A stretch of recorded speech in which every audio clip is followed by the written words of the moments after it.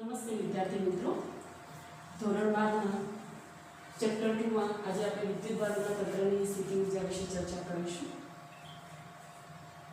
અગાઉના વિડિયો લેક્ચરમાં આપણે થિયરીની અંદર વિદ્યુતભારોના તંત્રની સ્થિતિ ઉર્જા એટલે કે Q1 થી Qn સુધીનું અંતર અને એના સ્થાન સદિશો R1 થી Rn માટે વિદ્યુત સ્થિતિમાનનું સૂત્ર એટલે કે V = V1 + V2 * Vn એની થિયરી ભણી ચૂક્યા છીએ. એટલે અહીં આપણે કોઈ નવી આકૃતિની જરૂર નથી, પણ એ આકૃતિ ઉપરથી અહીંયા શરૂઆતની થિયરી આપણે સમજીશું વિદ્યુતભારોના તંત્રની સ્થિતિ ઉર્જા. ટૂંકમાં અહીંયા એક બીજી આકૃતિ છે કે અહીંયા બે વિદ્યુતભારો Q1 અને વિદ્યુતભાર Q2 બંને એકબીજાથી R12 અંતરે રહેલા છે. હવે જો આગળની થિયરી પ્રમાણે આપણે અહીંયા થોડીક સમજૂતી આપવાની થાય તો કહી શકીએ કે ધારો કે ઉગમ બિંદુની સાપેક્ષે એટલે કે આપણે ઉગમ બિંદુ લઈએ ત્યારે R1 થી Rn સુધીના સ્થાન સદિશો R2 અપ ટુ Rn સુધીના સ્થાન સદિશો કે જેમના વિદ્યુતભારો આપણે એવું લઈએ છીએ કે Q1 Q2 up to Qn સુધીના વિદ્યુતભારો આવું એક તંત્ર વિચારીએ અને એ તંત્ર પરથી આપણે એવું કહી શકીએ કે ધારો કે અહીંયા બિંદુ P છે, અહીંયા કોઈ વિદ્યુતભાર આપણે મૂક્યો છે, વિદ્યુતભાર Q કે એકમ ધન વિદ્યુતભાર, અને અહીંયા અનંત અંતર એટલે કે ઇન્ફિનિટી અંતર બતાવ્યું છે, અહીંયા P' બિંદુ છે. એટલે આપણે ધારો કે કોઈ એક વિદ્યુતભારને અનંત અંતરેથી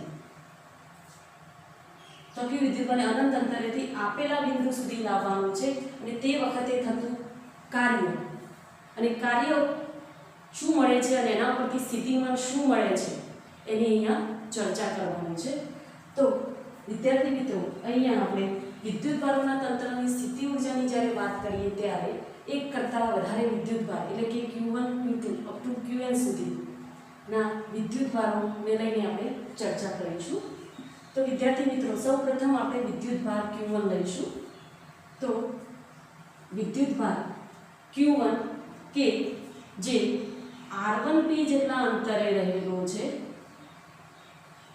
અને R1P અંતરેથી ધારો કે કોઈ એક બિંદુ P આગળ શરૂઆતમાં વિદ્યુતભાર Q1 ને લીધે R1 જેટલા અંતરે, અહીંયા P બિંદુ ધ્યાનમાં લીધું છે એટલે R1 જેટલા અંતરે મળતું અહીંયા કાર્ય શરૂઆતમાં ધારો કે કાર્ય જેને કહીએ W1 બરાબર શું છે 0 છે, પરંતુ અહીંયા અનંત અંતરે ધારો કે આપણે સ્થિતિમાન લઈએ તો સ્થિતિમાન આપણને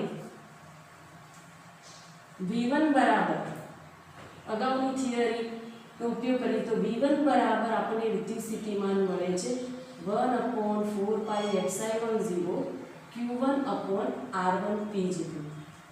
અગાઉના થિયરીની આકૃતિનો આપણે ઉપયોગ કરીને આ મૂકી શકીએ છીએ સૂત્ર. એટલે વિદ્યુતભાર Q1 ને લીધે મળતું વિદ્યુત સ્થિતિમાન આપણને આટલું મળે છે અને કહીએ સમીકરણ નંબર 1. હવે વિદ્યાર્થી મિત્રો, આપણે વિદ્યુતભાર Q2 ને ધ્યાનમાં લેવાનું છે. તો વિદ્યુતભાર Q2 ને જ્યારે અનંત અંતરેથી R2 જેટલા અંતરે ધારો કે કોઈ P બિંદુ પાસે લાવીએ છીએ ત્યારે થતું કાર્ય અહીં આપણને મળશે. તો ત્યારે થતું કાર્ય એટલે કે Q2 વિદ્યુતભારને લીધે થતું કાર્ય જેને કહીશું W2 બરાબર કેટલું થશે? તો Q2 વિદ્યુતભારને લીધે થતા કાર્યમાં Q1 વિદ્યુતભાર પણ એટલો જ ભાગ ભજવે છે, માટે W2 બરાબર થશે 1/4πε0 Q1 Q2/R12. આની કેવી સમીકરણ નંબર 2. અહીંયા વિદ્યાર્થી મિત્રો, Q2 જે વિદ્યુતભાર છે એ બિંદુ P થી R2P જેટલા અંતરે રહેલો છે એવું આપણે આને કહી શકીએ છીએ. હવે વિદ્યાર્થી મિત્રો, અહીંયા આપણને વિદ્યુતભાર Q1 માટે વિદ્યુત સ્થિતિમાન V1 મળ્યું, વિદ્યુતભાર Q2 ને લીધે થતું કાર્ય W2 મળ્યું. એટલે કે વિદ્યુતભાર Q1 અને Q2 ને લીધે મળતા વિદ્યુત સ્થિતિમાન ધારો કે વિદ્યાર્થી મિત્રો V1 અને V2 છે હવે આપણે જાણીએ છીએ કે સ્થિત વિદ્યુત બળ એ સંરક્ષી બળ છે અને સંરક્ષી બળની ચર્ચા આપણે કરી ચૂક્યા છે કે સંરક્ષી બળ કોને કહેવાય. ધોરણ 11 માં પણ આપણે ભણી ચૂક્યા છીએ કે સંરક્ષી બળ એટલે શું. તો અહીંયા સ્થિત વિદ્યુત બળ સંરક્ષી બળ છે અને Q1 અને Q2 વિદ્યુત ભાર માટે અહીંયા આપણે Q1 વિદ્યુત ભાર માટે તો કાર્ય શૂન્ય મળે છે, પરંતુ એનું વિદ્યુત સ્થિતિમાન મળે છે. વિદ્યુત ભાર Q2 વડે થતું કાર્ય મળે છે. એટલે સમીકરણ 1 અને 2 પરથી આપણે એવું કહી શકીએ કે ધારો કે કોઈ એકમ ધન વિદ્યુત ભારને અનંત અંતરેથી આપેલા બિંદુ સુધી લાવતા બાહ્ય બળની હાજરીમાં કાર્ય કરીએ છીએ ત્યારે થતું કાર્ય હંમેશા સ્થિતિ ઊર્જાના સ્વરૂપમાં સંગ્રહ પામે છે. માટે સમીકરણ 1 અને 2 પરથી આપણે એમ કહી શકીએ કે સ્થિતિ ઊર્જા U બરાબર 1/4πε0 Q1 Q2 upon R12 સમીકરણ નંબર 3. તો વિદ્યાર્થી મિત્રો અહીં આપણને સ્થિતિ ઊર્જાનું સમીકરણ આવું મળે છે. એટલે કે મૂળ Q2 વિદ્યુત ભારને લીધે મળતું કાર્ય અને એનું સીધું જ આપણે સમીકરણ એટલે કે એ મળતું કાર્ય એટલે કે ઊર્જા છે સ્થિતિ ઊર્જાના સ્વરૂપમાં સંગ્રહ પામે છે. હવે થોડુંક આગળ જઈએ વિદ્યાર્થી મિત્રો, કારણ કે આ વિદ્યુત ભારોના તંત્રની સ્થિતિ ઊર્જાની વાત છે. હવે આપણે એટલી શરતોની વાત કરીએ કે જાઓ લઈએ કે Q1 Q2 ગ્રેટર ધેન 0 હોય એટલે કે વિદ્યુત ભારો કેવા છે? સજાતીય. સજાતીય વિદ્યુત ભારો માટે મળતું કાર્ય શું હોય? ધન. પરંતુ જો વિદ્યુત ભારો વિજાતીય હોય એટલે કે Q1 Q2 લેસ ધેન 0 એટલે કે વિજાતીય પ્રકારના વિદ્યુત ભારો હોય તો મળતું કાર્ય શું હોય? ઋણ. ક્યાંક એક ગુણના પ્રશ્નની અંદર શરત ઉપરથી એનો જવાબ આપવાનો થાય છે. એટલે એક ગુણ માટે પણ આ પ્રશ્ન એટલો જ મહત્વનો છે. આપણે વિદ્યુત ભાર Q1 ને અનંત અંતરેથી R1 અંતરે લાવ્યા છે ત્યારે થતું કાર્ય અને હવે જ્યારે વિદ્યુત ભાર Q2 ને અનંત અંતરેથી R2 અંતરે લાવતા થતું કાર્ય અને તે ઉપરથી મળતું સ્થિતિમાન.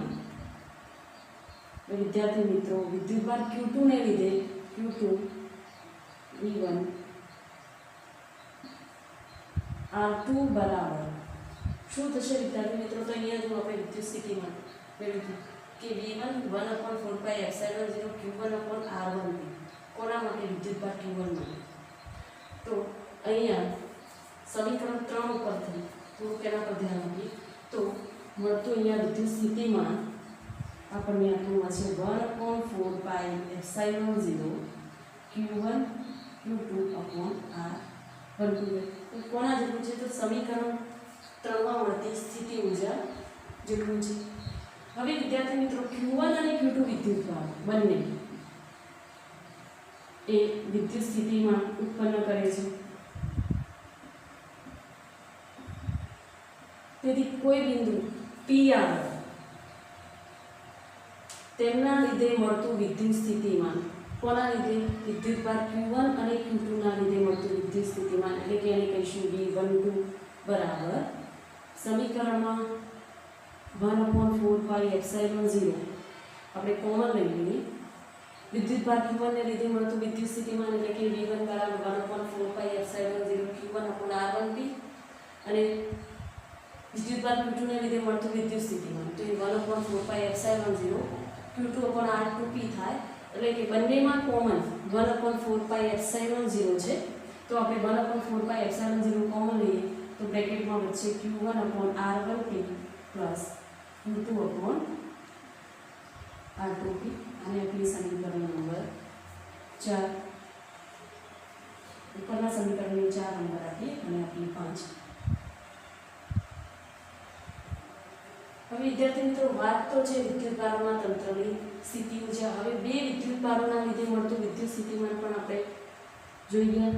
હવે ત્રીજા વિદ્યુત ભારની વાત કરવાની છે વિદ્યાર્થી મિત્રો. તો વિદ્યુત ભાર Q3 કે જેને અનંત અંતરેથી R3 જેટલા અંતરે લાવીએ છીએ ત્યારે થતું કાર્ય એટલે કે W3. તો કાર્ય W3 બરાબર શું થશે? તો W3 બરાબર આપણે લખી શકીએ વિદ્યુતભાર Q3 1 અને 2 ને લીધે મળતું વિદ્યુત સ્થિતિમાન એટલે કે V12 અને કેટલા અંતરે R3 જેટલા અંતરે, તો કેટલું થશે? તો બધામાં 1/4πε0 સામાન્ય છે. V12 બરાબર આ સૂત્ર છે.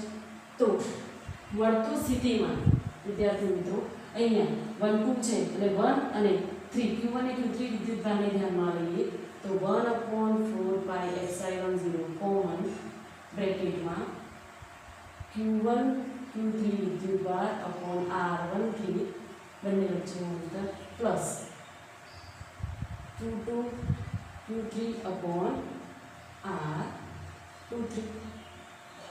એક સમીકરણ નંબર આને આપીએ સમીકરણ નંબર 6. એટલે કે ત્રણેય વિદ્યુતભાર માટે જો તમે સામાન્ય આકૃતિ વિચારો તો વિદ્યાર્થી મિત્રો ધારો કે અહીંયા વિદ્યુતભાર Q1 છે, આ વિદ્યુતભાર Q2 છે અને આટલા અંતરે ધારો કે કોઈ વિદ્યુતભાર Q3 છે.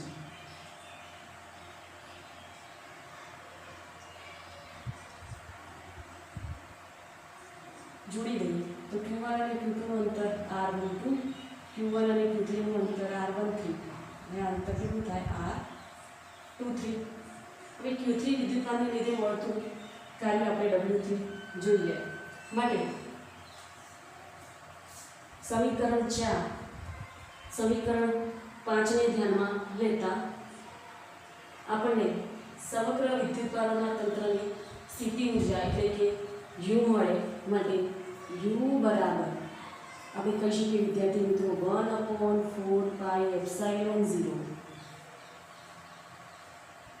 Q1 Q2 upon R12 plus Q1 Q3 upon R13 plus Q2 Q3 upon R23.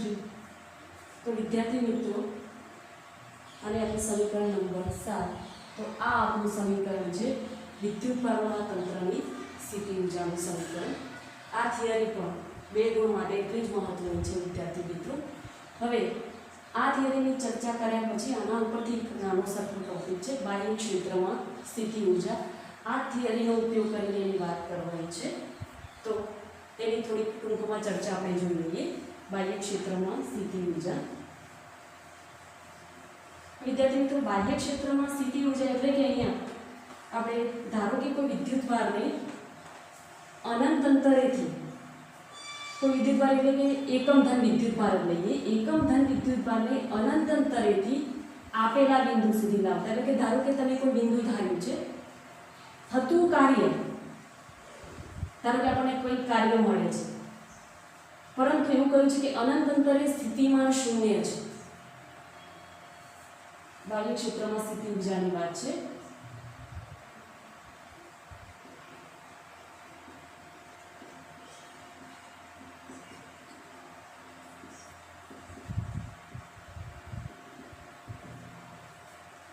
અમે કહ્યું હતું એ જ રીતે કે ધારો કે અહીંયા કોઈ બિંદુ P છે, અહીંયા કોઈ એકમ ધન વિદ્યુતભાર Q એટલે કે બરાબર 1 કુલમ છે, અહીંયા કોઈ બિંદુ P' છે અને અહીંયા અનંત અંતર બતાવ્યું છે. ધારો કે કોઈ એકમ ધન વિદ્યુતભારને અનંત અંતરેથી આપેલા બિંદુ સુધી લાવવું છે ત્યારે થતું કાર્ય આપણે ગણવું છે. પરંતુ એવું કહ્યું છે કે અનંત અંતરે એનું સ્થિતિમાન V બરાબર શું છે? 0 છે. અનંત અંતરે સ્થિતિમાન 0 છે.